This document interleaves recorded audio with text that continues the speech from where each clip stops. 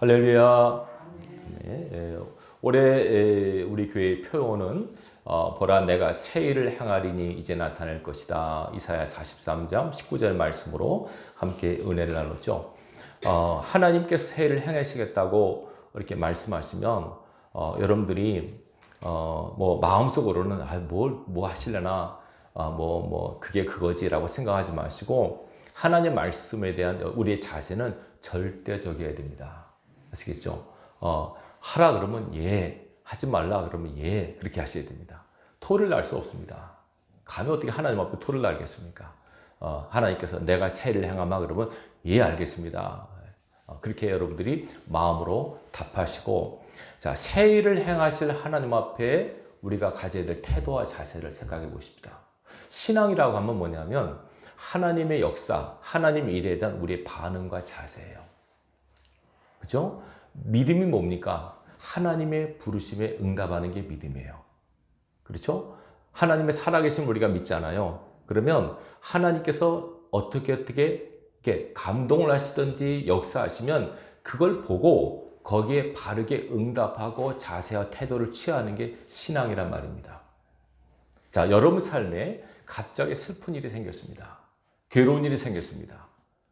그러면 우리는 어떻게 봐야 되냐면 하나님께서 왜 내게 이런 슬프고 괴로운 일을 허락하시지? 내가 기도하라고 할 사인가 보다, 회개하라고 하시나 보다 라고 그 사건을 통해서 하나님의 뜻을 분별하셔야 돼요. 또 내 삶에 갑자기 좋은 일이 생겨요. 어떤 좋은 돈이 들어온다든지 갑자기 좋은 만남이 있다든지 이렇게 행복하고 좋은 일이 생기면 하나님 감사합니다. 그 일을 나에게 사랑을 주신 줄 믿고 감사합니다 라고 하나님의 이렇게 선하심에 대한 찬양과 감사의 표를 하셔야 돼요. 이게 삶의 모든 정황 가운데 우리는 그 역사하신 하나님의 상황 가운데 바른 신앙의 자세와 태도를 취하셔야 돼요. 자, 나라와 민족이 어지러워요. 그럼 뭐 하라는 뜻입니까? 기도하라는 뜻 아닙니까? 이제 기도하라고 하시는구나. 이래 엎드려 하나님 앞에 은혜를 구하셔야 됩니다. 회개하고 자복하고 주님 어떻게 해야 되겠습니까? 우리가 잘못했습니다. 용서해달라고, 바로 세워달라고, 이 나라를 빨리 세워달라고 계속 기도하라는 그 사인으로 보셔야 돼요. 아시겠죠? 네. 그렇지 않으면 안 돼요. 신앙은 하나님과 우리의 관계인데 하나님 어떻게 이렇게 행하신 걸 보면서 거기에 맞게 여러분의 스탠스라고 그러죠. 자세와 태도를 취하는 것이 바른 신앙의 모습이에요. 무죄한 사람은 하나님의 뜻과 정반대로 하죠. 극한 예를 들면 이겁니다.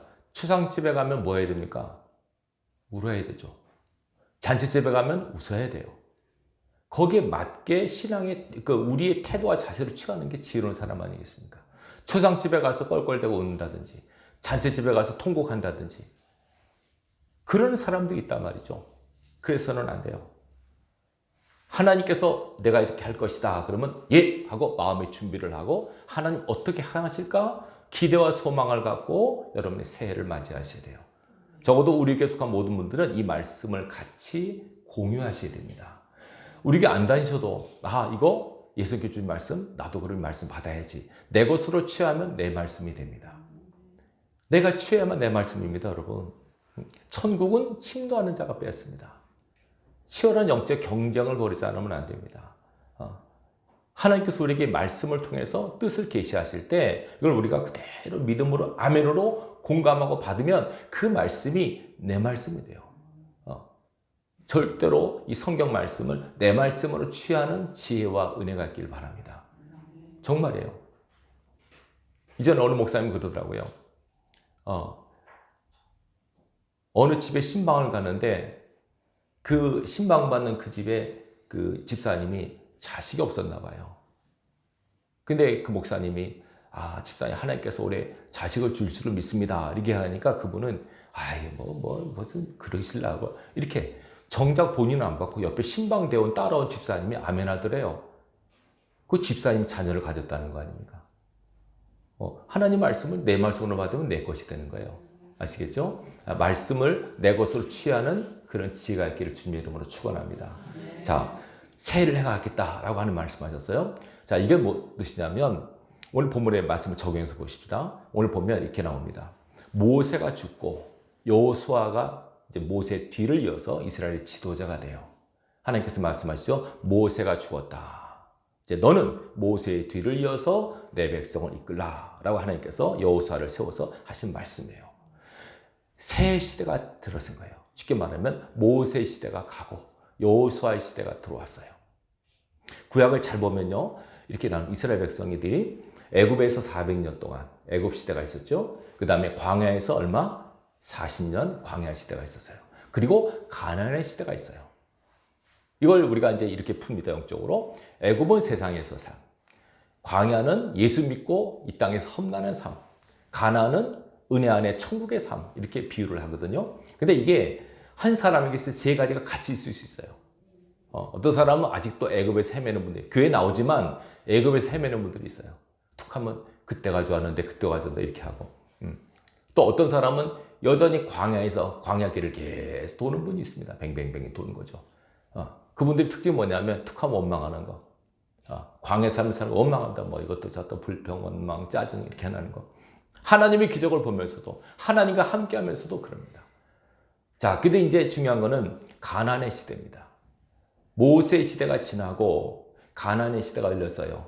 자, 이제 하나님께서 뭐라고 하냐면 여호수아에게 보십시오. 오늘 뭐라고 하냐면 2절, 3절 보세요. 내 종 모세가 죽었으니 이제 너는 이 모든 백성과 더불어 일어나 이 요단을 건너 내가 그들 곧 이스라엘 자손에게 주는 그 땅으로 가라. 내가 모세에게 말한 바와 같이 너희 발바닥으로 밟는 못은 모두 내가 너에게 뭐 했다고요? 주었노니. 자, 4절. 광야와 이레반에서부터 큰 강 유브라데까지 해쪽 속의 온 땅과 또 해지는 쪽 대해까지 너희의 영토가 되리라. 자, 여호수아에게 하나님께서 뭐라 하면 땅을 주마 약속하셨어요. 이 땅은 어떤 땅일까요?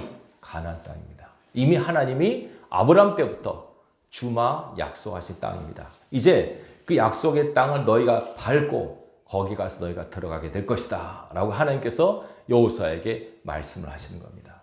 이걸 잘 주목할 수 있길 바랍니다. 네. 이제 새 시대가 모세 시대가 가고 여호수아 시대가 돼서 광야 시대가 끝나고 가나안의 시대로 접어드는데 너희는 가나안 땅에 들어가게 될 것이다 라고 이미 땅을 하나님이 여호수아에게 주셨습니다. 내가 너에게 주었다. 여러분, 이게 굉장히 중요한 원리입니다.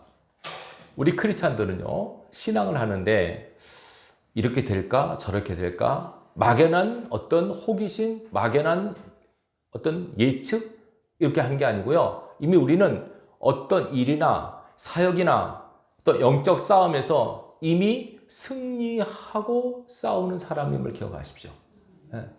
이 땅을 주었다라면 이미 뭡니까? 우리가 가진 겁니다. 이제 나머지 뭡니까? 가서 취하기만 하면 되는 겁니다.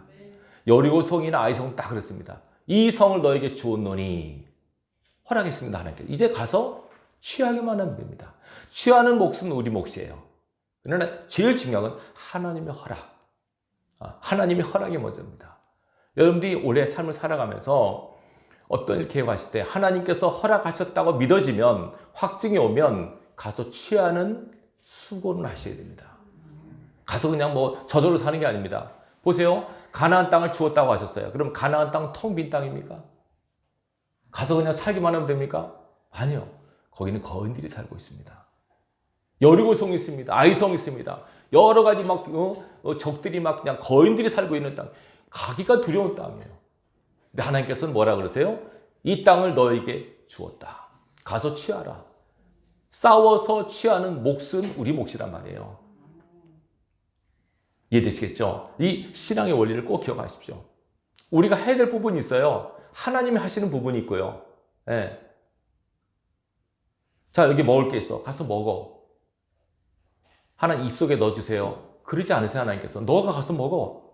네가 일어나서 가서 집어서 네 입에다 내가 넣어. 내가 너한테 준 거야. 그 수고는 하셔야 돼요. 이것도 안 하고 그냥 하나님, 입 넣어주세요. 그러지 않으세요. 모르겠다. 아주 초신자나 그런 소리 하는데 그러지 않으세요. 우리에게 일어나. 가서 싸워서 취하라. 이 신앙의 원리를 기억하시기 바랍니다. 자, 가나안 시대는요, 적과 싸우는 시대입니다. 이미 우리가 이겨놓고 싸운다고 말씀하셨어요. 그죠? 이긴 겁니다. 질까 이길까 아닙니다. 우린 이미 이겼다고 선포하고 나가셔야 됩니다.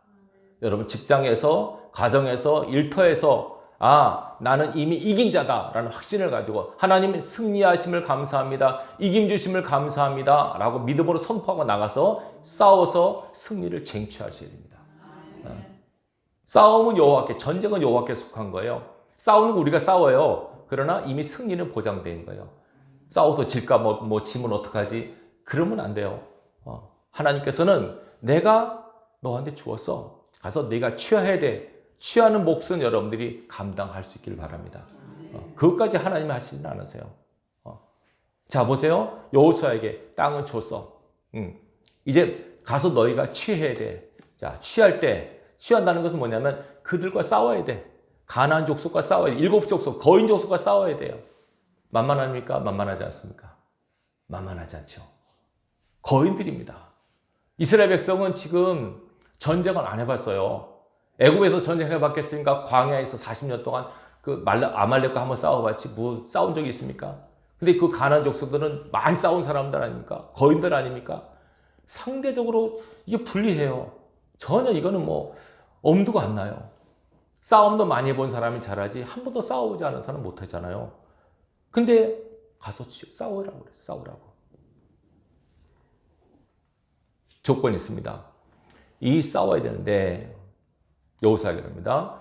반드시 이 땅은 너희가 들어간다. 내가 허락했으니까. 근데 너희가 싸워야 된다. 자, 그러기 위해서 제일 중요한 거. 싸움에 나가는 군인들한테 지휘관이 어떤 말로 말해야만 군인들이 힘을 얻을까요? 용기를 줘야 됩니다. 용기. 군인은 기강이 있어야 돼요. 군기라고 하죠. 그죠? 기강이 빠진 군인은 오합지졸이 돼버려요. 사령관, 진정한 사령관이라면 군인들한테 힘과, 그죠? 담력과 지혜, 모든 것들을 주면서 이제 우리는 이 싸움에서 이긴다. 가서는 취하기만 해라. 겁내지 말고 두려워하지 말라라고 군인들에게 힘과 용기를 주는 것이 참된 지휘관이에요. 그리고 제시를 해줘야 되잖아요. 하나님께서 지금 여호수아가 지금 대장 아닙니까? 그죠? 예, 여호수아를 앞세워서 이제 가나안에 정복하는데 제일 중요한 거, 마음을 강하고 담대해라. 군인들이 마음이 미리 쫄아 있으면 안 돼요, 여러분. 그렇잖아요. 마음이 좁아 있으면 안 돼요. 여러분 그 여자분들은 모르겠지만 남자분들 보면 그 레슬링이나 저 권투 같은 거 좋아하잖아요. 그죠? 권투 보면 딱 심판이 주심이 양 선수 딱 링에 불러서요. 선수들이 서로 뭐 한 줄 아십니까? 서로 딱 보면서 뭐 합니까? 눈싸움 하죠, 눈싸움. 그때 눈 피하면 지는 겁니다. 이렇게 하면 서로 째려보는 거예요. 눈싸움. 예. 기선을 제압한다 그래요. 기선 제압하는 겁니다. 이게 굉장히 중요합니다, 여러분. 우리의 싸우는 싸움은 사람과 싸움도 아니요, 환경과 싸움도 아니요, 가나안 족속이라고 하는 영적인 악한 영들과의 싸움이에요. 그래서 우리는 절대로 마음을 빼앗겨서는 안 됩니다. 오늘 하나님께서 여호수아에게 강하고 담대하는 말씀 여러 번 하세요. 볼까요? 한번 찾아보세요. 뭐라고 하는 거예요? 자, 보세요. 6절 뭐라고 하세요? 강하고 담대하라. 7절 오직 강하고 극히 담대하여. 9절 내가 내게 명령한 것이 아니라 강하고 담대하라. 두려워하지 말고 놀라지 말라. 계속 하나님께서 3번씩이나 여호수아에게 강하라, 담대하라, 두려워하지 말라 계속 마음에 힘을 심어주고 계세요. 여러분 왜 이게 필요하냐면 솔직히 말해서 마귀는 우리보다 세요. 우리가 이길 수가 없어요. 영물이기 때문에. 우린 육을 입고 있잖아요. 우리가 져요. 지금 싸우면. 근데 이긴다고 하세요. 여호수아에게 뭐라고 하세요? 너 이길 거야. 그들은 너희보다 세. 너는 이길 거야. 이유가 뭡니까? 여기 딱 나오죠. 보세요. 자, 어디입니까? 5절. 내 평생에 너를 등에 대적할 자가 없으니 내가 모세와 함께 있었던 것 같이 너와 함께 있을 것임이니라. 이겁니다. 내가 너와 함께 있을 거야. 전능하신 하나님께서 내가 너와 함께 할 거야. 그럼 끝난 겁니다. 저게 어떤 거는 상관없습니다. 내가 너 함께 할 거기 때문에 너 이길 거야. 근데 내가 이걸 믿고 마음을 가고 담대해야 돼. 이 뜻입니다. 아시겠죠? 여러분 두려운 일, 놀라운 일이 생길지도 모릅니다. 여러분 삶 속에. 갑자기 병원에 갔는데 3개월 남았네요. 이 말 들을지도 모르고 자녀가 어려움 당할지도 모르고 재정적으로 곤란할지도 모릅니다. 여러분 삶에 어떤 일이 벌어질지 좋은 일도 벌어지겠지만 안 좋은 일이 벌어질 수 있어요. 사단이 역사하면 그럴 수 있거든요. 그럴 때 여러분들이 마음이 위축되거나 마음이 쪼그라들면 안 돼요. 아시겠죠? 우리가 조심해야 될 두 가지 마음 심지 앞서서 두 가지. 첫째, 의심의 마음. 따라하십시다. 의심. 절대 의심하면 안 됩니다. 하나님이 나와 함께 하신다고 하는 믿음으로 사시기 바랍니다. 의심하면 하나님이 계시긴 어디 계세요? 하나님 보고 나 계시는가? 이러지 않습니다. 하나님께서 안 보이시지만 영으로 함께 하시지만 이거는요 여호수아에게만 주신 약속이 아니라니까요. 예수님께서 제자라고 했잖아요. 볼지어다 내가 세상 끝날까지 너희와 항상 함께 있을 것이다. 이건 제자들에게 주신 말씀이 아니라 우리 모두에게 주시는 말씀이에요. 우리와 함께 하시마 약속하셨어요. 오죽하면 예수님이 별명이 뭐예요? 임마누엘이에요. 우리와 함께 하시는 하나님이세요. 이걸 여러분이 굳게 믿으십시오. 이걸 믿고 절대로 의심, 불신 이런 마음은 안 됩니다. 두 번째, 해서는 안 될 마음, 가져는 안 될 마음, 낙심입니다. 따라하시면 낙심. 네, 낙심. 마음이 떨어지는 거. 마음이 툭 떨어지는 사람. 철렁하는 사람. 아, 이제 끝났네. 이제 망했네. 이제 죽었네. 제가 이전에도 말씀드렸지 않습니까? 어느 목사님이, 건강한 목사님이 아들 때문에 병원에 가보니까 검사 받아보세요 해가지고 검사 받아보니까 암이라고 해가지고 진단받은 지 한 달 만에 돌아가셨대요. 그 주위 목사님들이 저분 병원에 안 갔으면 사셨을 텐데 괜히 암이란 말 들어가지고 마음이 낙심돼가지고 일찍 돌아가셨다고. 그 웃은 얘기가 아니라니까요. 마음이 떨어질라 뚝 떨어 낙심이 돼버려요. 그러면 포기해버려요.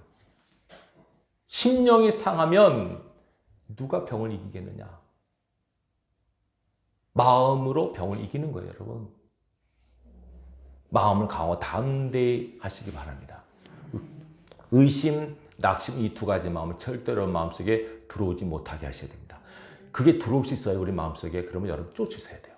아시겠죠? 예수 이름으로 의심은 떠나가라. 낙심은 떠나가라. 여러분 스스로 여러분 마음 관리를 하셔야 돼요. 내 마음 관리를 내가 해야죠. 어떡합니까? 누가 해줍니까? 여러분 마음의 문이 열리고 닫히거든요.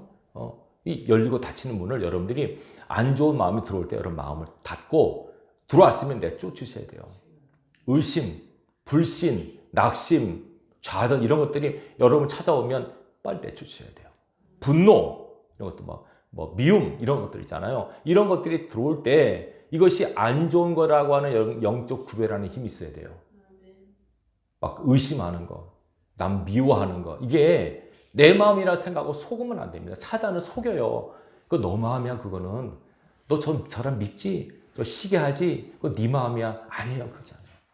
하나님께서는 시기하고 미운 마음을 집어넣는 분이 아니세요. 그 마음은 아니야. 이건 내 마음이 아니야. 하나님 내 마음이 아닌 것을 다 쫓아주세요. 예수 이름으로 떠나갈지어다. 기도로 믿음으로 선포하고 하나님께서 주시는 확신과 담대함으로 마음을 새롭게 리셋하시기 바랍니다. 정말입니다. 중요합니다. 계속 보세요. 여호수아 1장 오늘 1절부터 9절까지 하나님께서 여호수아에게 계속 3번이나 마음을 강하고 담대히 마음을 강하고 담대히 오직하면 극히 담대히 하라고. 그도 그렇게 생각해 보세요. 여호수아가 지금 이스라엘 200만을 이끌잖아요. 한 사람이. 예? 모세는 기적도 많이 했는데 여호수아는 기적이 없어요. 별로. 그러니까는 근데 이게 이 여호수아가 두려울 수밖에 없잖아요. 그러니까 하나님께서 제일 대장된 여호수아한테 너는 대장이야. 넌 지도자야. 무조건 마음을 굳고 담대해야 돼. 내가 너 함께 할 거니까. 이렇게 제시를 하십니다. 여러분들이 올 한 해 항상 마음을 굳게 하고 마음을 담대히 하셔서 상황과 환경 가운데 절대로 지지 마시기 바랍니다. 하나님은 살아계세요. 우리를 사랑하세요. 우리와 함께 하세요. 여러분들이 믿고 안 믿고는 여러분 몫이에요. 내가 안 믿으면 할 수 없어요. 내가 믿어야만 내 것이 되는 겁니다. 하나님은 나와 함께 하신다라는 믿음으로 꼭 살아갈 수 있길 바랍니다. 매 순간, 매 시간을 그 마음으로 살아가십시오. 하나님은 나약한 마음 싫어하세요. 생각해보세요. 전능하신 하나님이 있는데 뭘가 두려워서 맨날 그냥 쫄고 뭐 겁나하고 불안해하고 염려 근심하고 오직하면 예수님께서 염려하지 말라고 그렇게 당부를 하실까요? 새를 봐라 좀 들의 꽃을 봐라 뭐 염려하느냐? 아 그래도 하나님 먹고 살게 없는데 뭐 돈 갚아야 되는데 뭐 몸이 아픈데 그거는 여러분 마귀가 그 통에 틈을 타버려요. 그러면 마귀에게 틈을 주지 마시기 바랍니다. 마귀는 마음으로 돌아요. 생각으로 돌아요, 여러분. 갑자기 내가 들어가도 되니? 이렇게 하고 오지 않아요. 베드로에게 마귀 들어온 거 여러분 아시죠? 베드로가. 그죠? 자기도 모르게 마귀가 들어오잖아요. 가론이라도 마귀가 들어가잖아요. 생각 속에 들어갔다 그러잖아요. 근데 아무도 몰라요. 언제? 그게 자기 생각인 줄 알잖아요. 가론유다도. 베드로도. 자기 생각인 줄 알아요, 그게. 예수님께서 딱 구분을 내시잖아요. 사탄아 물러가라. 제자들 앞에서 베드로가 아이 주님 다 버려 나는 안 버릴 겁니다. 뻥뻥 치니까 사탄아 물러가라. 그래서 누가 제일 놀랐을까요? 베드로가 제일 놀랐죠. 갑자기 아니 내가 누군데 수제자인데 내가 사단이라고 얼마나 충격받았을까요? 근데 예수님께서 분별을 했었어요. 여러분 자기 생각, 자기 고집 조심하시기 바랍니다. 사단이 틈타기 좋은 먹거리입니다. 꼭 하나님 말씀을 근거로 굳게 서는 저와 여러분에게를 주님의 이름으로 축원합니다. 자, 두 번째 자세 보세요. 7절입니다. 강하고 극히 담대하여 나의 종 모세가 내게 명령한 그 율법을 다 지켜 행하고 우로나 좌로나 치우치지 말라. 그리하면 어디로 가든 형통하리니. 8절입니다. 이 율법책을 내 입에서 떠나지 말게 하며 주야로 것을 묵상하여 그 안에 기록된 대로 다 지켜 행하라. 그리하면 내 길이 평탄하게 될 것이며 내가 형통하리라. 중요한 것입니다. 중요한 말씀입니다. 이거. 자, 이제 내가 싸워야 되고 나가야 되는데 형통과 평탄의 비결을 말해주마. 뭐라고 말했습니까? 율법책. 이 율법책은요. 이때 당시 율법책은 창세기, 출애굽기, 레위기, 신명기, 모세오경이죠. 근데 지금 이 율법책은 뭘까요? 지금 성경책입니다. 아시겠죠? 이 성경책을 내 입에서 떠나지 말게 하라. 밤낮으로 묵상하라. 그리고 말씀에 기록된 대로 지키라. 그리하면 내가 평탄과 형통의 길을 걷게 될 것이다. 여호수아에게만 주신 말씀이 아니라 저와 여러분도 동일하게 이 말씀을 믿고 내 말씀으로 받고 사셔야 됩니다. 이게 굉장히 중요합니다. 이게 형통의 길입니다. 말씀을 가까이 하는 삶. 스스로 한번 생각해 보세요. 지난 한 해 동안 말씀을 얼마나 가까이 하셨나요? 여기 주보에 보면 제가 이렇게 말씀 읽으라고 표시해놨죠. 여러분 얼마나 읽으십니까? 말씀을 꼭 가까이 하십시오. 그리고 그냥 읽기 힘들면 한 말씀이라도 자꾸 입으로 되내세요. 입으로. 범사에 감사하라. 성경 짧은 한 구절도 외우세요. 여호와는 나의 목자신 내게 부족함이 없으리로다. 하나님을 사랑하는 자 그 뜻대로 부르심을 받은 자들에게는 모든 것이 합력과 서로 이룬다. 이렇게 한 절씩만 여러분 외우세요. 마음이 염려하지 말라, 두려워하지 말라, 내가 너와 함께 할 것이다. 한 말씀만 외우고 싹 입으로 되내세요.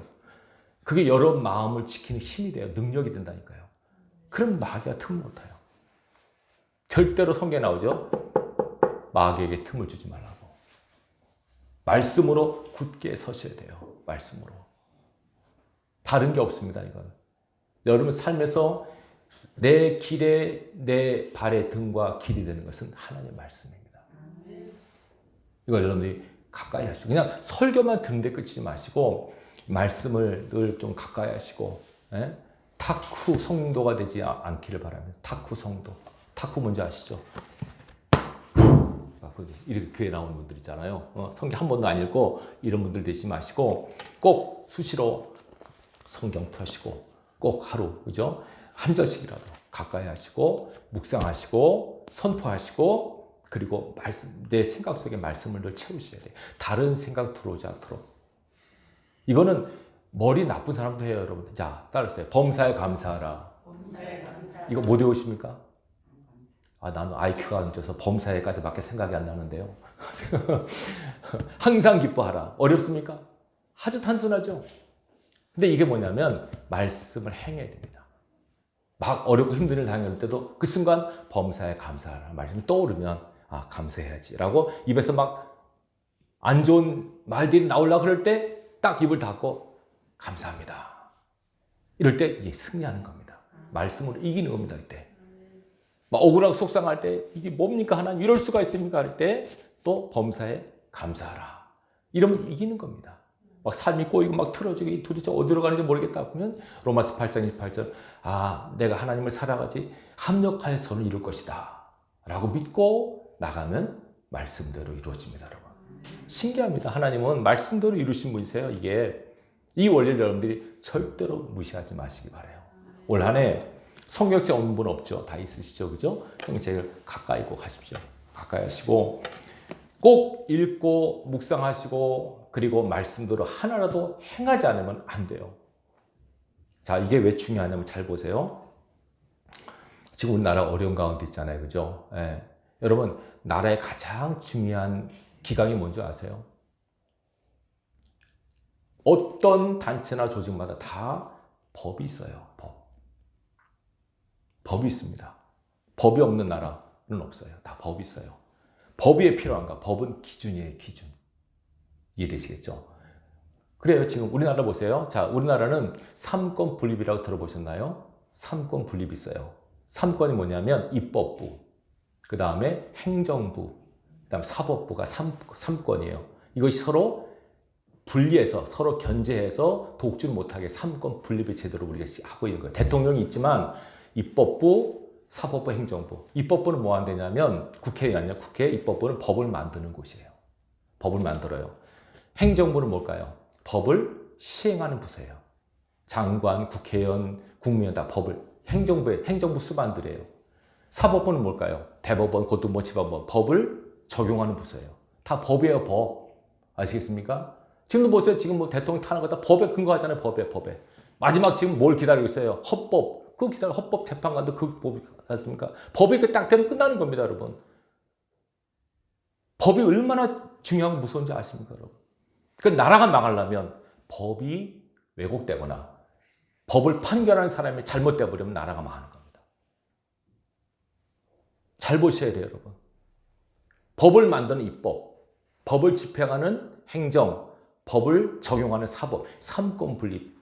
자, 영적으로 말씀드릴게요. 영적으로 입법부는 누굽니까? 법을 누가 세우셨습니까? 하나님 법을 만드셨습니다. 법은 하나님 만드셨습니다. 이 성경 말씀이 법이라는 거 아시죠? 오직하면 아까 말씀드린 무슨 법을 떠나지 말며 율법책이 법입니다. 법. 이스라엘 백성도 법에서 통제받는 사람들입니다. 율법책, 법. 이 법을 누가 만드셨습니까? 하나님 만드셨습니다. 하나님 입법자십니다. 그렇죠? 그 다음에 행정. 법을 누가 이걸 시행합니까? 우리입니다. 우리가 법에 따라 살아야 할 사람들입니다. 그리고 법을 잘 지키나 안 지키나 누가 감시합니까? 사법부가 하죠. 이해되시겠죠? 그래서 잘 보셔야 돼요. 하나님께서 만드신 법은 하나님께서 이렇게 딱 법을 통해서 나는 이런 하나님이야. 내 백성이 이렇게 살아야 되라고 딱 지정하셨어요. 그걸 안 지키면, 법을 어기면, 위법을 하면 하나님도 어떻게 할 수가 없어요. 아니, 하나님 전능하신데 아니에요. 하나님 항상 법 안에 움직이시는 분이세요. 법 안에. 여러분, 성경에 보면 하나님이 가장 사랑한 사람이 있어요. 다 사랑하셨지만 그 사람이 하나님 되게 사랑했어요. 누군지 아세요? 다윗이라는 사람이에요. 하나님 다윗 너무 사랑하셨어요. 딱 보자마자 내 마음이 합하다고 하셨어요. 내 뜻을 다 이루게 할 것이다. 너무 다윗 이뻐하셨어요. 그 사랑했던 다윗이 죄를 져요. 가장 큰 죄가 뭡니까, 여러분? 자기 부하를 죽이고 부하의 아내를 취하고 그렇게 1년 동안 가는 거예요. 하나님께서 보시기에 악하다가 나왔어요. 하나님이 사랑하는 다윗 위법했어요. 잘 보셔야 돼요. 밧세바를 취하려고 우리아를 죽였어요. 무슨 죄예요? 살인죄. 남의 아내를 취했어요. 간음죄. 그 상태에서 계속 제사를 드렸어요. 여호와 이름 망령될 그런 죄. 하나님보다 사람을 더 사랑했어요. 우상 섬긴 죄예요. 십계명을 다 어겼어요. 다윗이. 못 깨달으니까 나단을 보냈어요. 당신이 죄인이라고. 다윗이 깨달았어요. 무릎 꿇었어요. 회개했어요. 자, 그럴 때 어떻게 반응할 볼까요? 사무엘하 12장 찾아보십니다. 사무엘하 12장. 시작. 이제 내가 나를 업신여기고 햇사람 우리아의 아내를 빼앗아 네 아내로 삼았은즉 칼이 내 집에서 영원토 떠나지 아니하리라 하셨고 여호와께서도 또 이같이 이르시기를 보라 내가 너와 네 집에서 재앙을 일으키고 내가 내 눈앞에서 네 아내를 빼앗아 네 이웃들에게 주리니 그 사람들이 네 아내들과 더불어 백주에 동침하리라. 너는 은밀히 행하였으나 나는 온 이스라엘 앞에서 백주의 이 일을 행하리라 하셨나이다 하니. 자, 보세요. 네가 살인했지, 간음했지, 너도 똑같이 당할 거야. 무슨 말입니다, 여러분? 하나님이 행한 대로 갚으세요. 근데 보세요. 이거 하니까 다윗이 어떡합니까? 13절. 다윗이 나단에게 내가 여호와께 뭐 했다고요? 죄를 범한다. 이게 뭡니까? 자백하는 거죠. 회개하는 겁니다. 그러니까 뭐라 그래요? 나단이 다윗에게 말하되 여호와께서도 당신의 죄를 사하셨나니 당신이 죽지 아니하려니와. 그 다음 14절 같이 읽어요. 시작. 이 일로 말미암아 여호와의 원수가 크게 비방할 거리를 얻게 하셨으니 당시 낳은 아이가 반드시 죽으리이다 하고. 잘 보셔야 돼요. 다윗이 회개했어요. 당신 이런 죄를 졌지? 예, 맞습니다. 회개했어요. 근데 하나님께서 용서하마. 근데 내가 이 죄를 졌기 때문에 뭐라고 하니까 14절에 여호와의 원수가 크게 비방할 거리를 얻었다는 거죠. 여호와의 원수가 누굴까요? 사단입니다. 사단이 너를 참수할 권리 얻은 거야, 하나님 앞에. 무슨 뜻이죠? 이해되세요, 여러분? 사단이 있어요. 하나님, 다윗 사랑하시죠? 그럼 내가 다윗 사랑해. 근데요, 다윗 살인하고 간음했어요. 어떡할 거예요? 하나님께서 그런 죄 안 지었어. 아니에요. 죄를 졌잖아요. 하나님 어떻게 할 수 없어요. 사실이니까. 자기도 인정했잖아요. 하나님 죄를 지면 어떻게 해야 되죠? 뭐 해야 돼요? 죄 진 사람은? 벌을 받아야죠.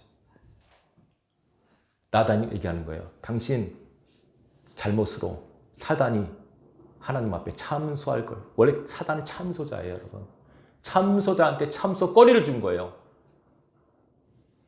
사단이 이제 뭐예요? 사단이 합법적으로 다윗을 고통 줄 수 있게 된 거예요. 법이 이렇게 돼 있어요. 그래서 어떻게 합니까? 죄를 지은 값을 받아야지. 그래서 누가 어떻게 해요? 그 다음에 당신 낳은 아이가 반드시 죽을 것입니다. 이게 뭐예요? 다윗이 받은 죄값이에요. 이 애만 불쌍한 거죠.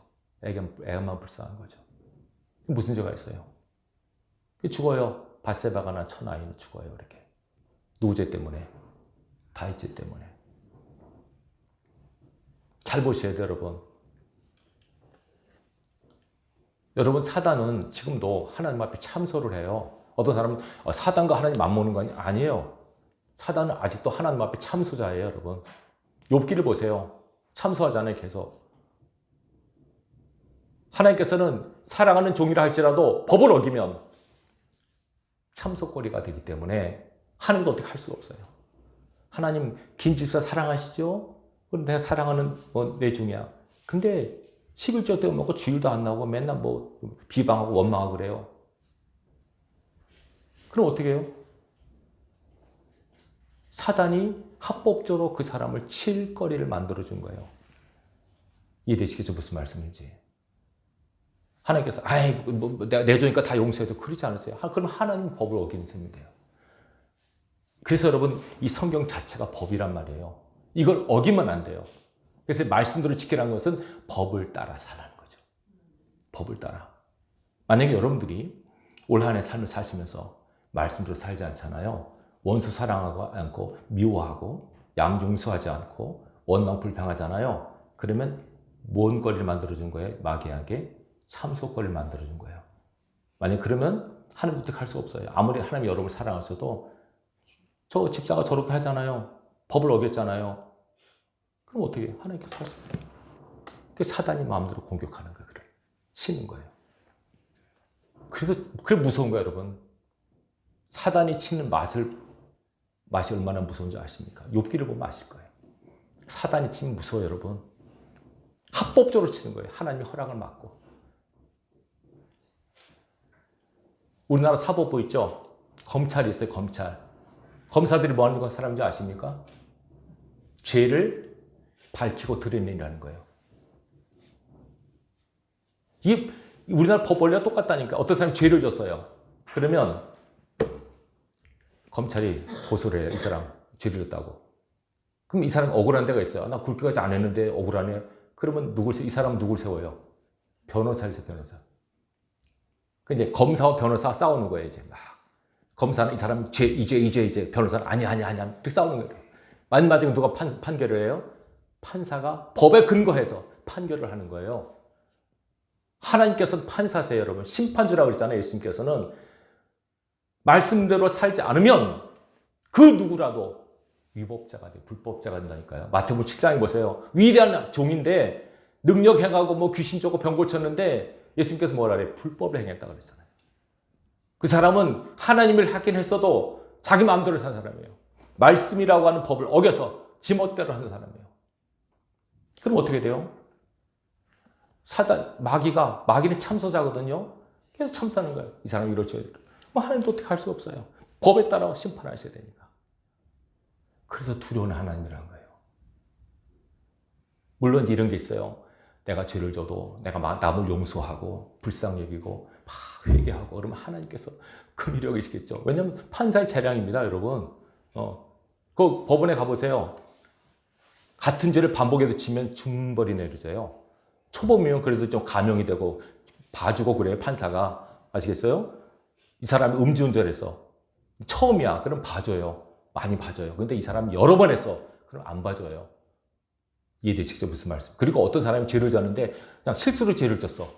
그럼 많이 봐줘요. 근데 의도적으로 죄를 졌어. 그럼 안 된다니까요. 하나님도 똑같이 적용하세요, 여러분. 이 세상 시스템이 하늘나라의 시스템을 닮는 거예요, 여러분. 절대로 그걸 가볍게 봐서는 안 돼요. 마귀는 검사 역할을 한다니까요. 자꾸 죄를 파요. 그러니까 여러분들이 마귀에게 참소거리를 만들어주지 않는 것이 지혜로운 사람이에요. 말씀을 따라 살시면 돼요.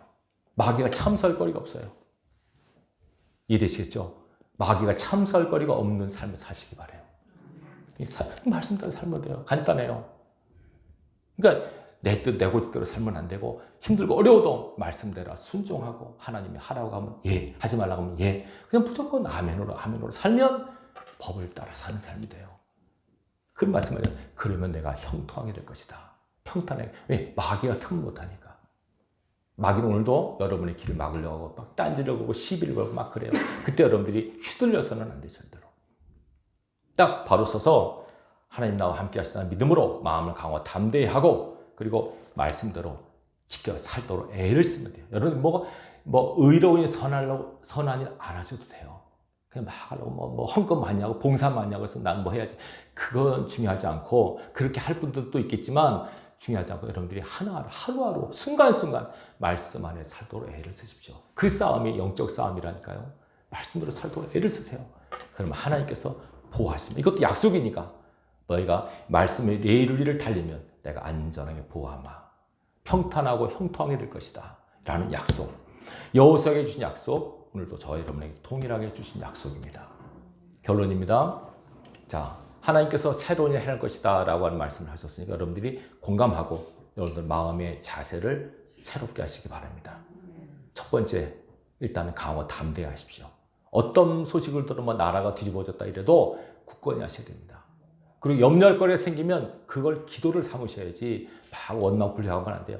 힘들고 어려운 일을 기도거리로, 그죠? 그걸 기도 제목으로 삼으시면 돼요. 마음을 굳건히 강화 담대히 하고 그리고 말씀대로 살려고 말씀의 레일을 벗어나지 않도록 애를 쓰는 이 삶이 영적인 삶이에요. 그래야만 여러분들이 복을 받을 수 있어요. 하나님은 엄히하세요. 심판장이시라니까요. 말씀대로 행하시는 하나님. 말씀에 따라 상 주시기도 하시고 벌 주시기도 하시는 하나님이세요. 여러분들이 다 하나님의 자녀가 됐으면 복 받아야죠. 상 받는 자가 되셔야죠. 예수 믿어서 맨날 얻어맞고 맨날 뭐 징계받고 이러면 얼마나 힘듭니까? 정말 그렇다니까요. 제가 목회하면서 보니까 하나님 다 이끌어 가세요, 여러분의 삶을. 근데 어떤 사람은 평탄하게 가는 분들이고 어떤 사람은 막 굴곡 있는 삶을 사는 분들이 있어요. 왜 굴곡 있는 삶을 살까 생각을 해보셔야 돼요. 왜 내 삶에 막 장애물이 많고 막 이렇게 세상 말라머리 이렇게 팔자가 드실까 생각을 해보시라니까요. 뭐가 문제지 내가? 그래서 회개하고 바로잡고 은혜를 구하면 반드시 하나님 살 길을 열어주세요. 말씀이 답이에요. 다른 건 없어요. 성경 말씀. 이게 법이라니까요. 법을 지켜보세요. 저도 이전에 보면은요, 운전하다가 경찰이 있으면 괜히 가슴이 뜨끔한 거 있죠. 죄 지은 것도 없는데.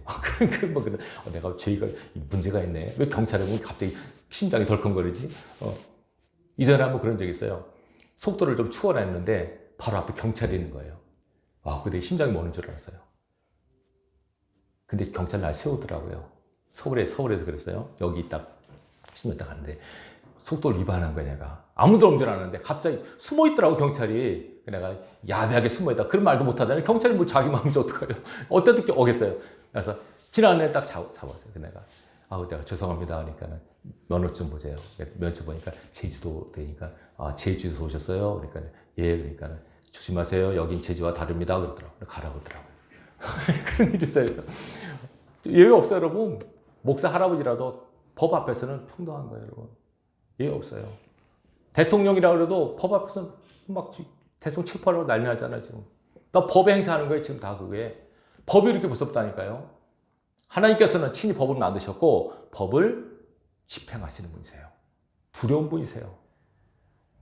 여러분 집에 경찰이 찾아오고, 검사가 찾아오고, 그런 일이 없도록 하시기 바랍니다.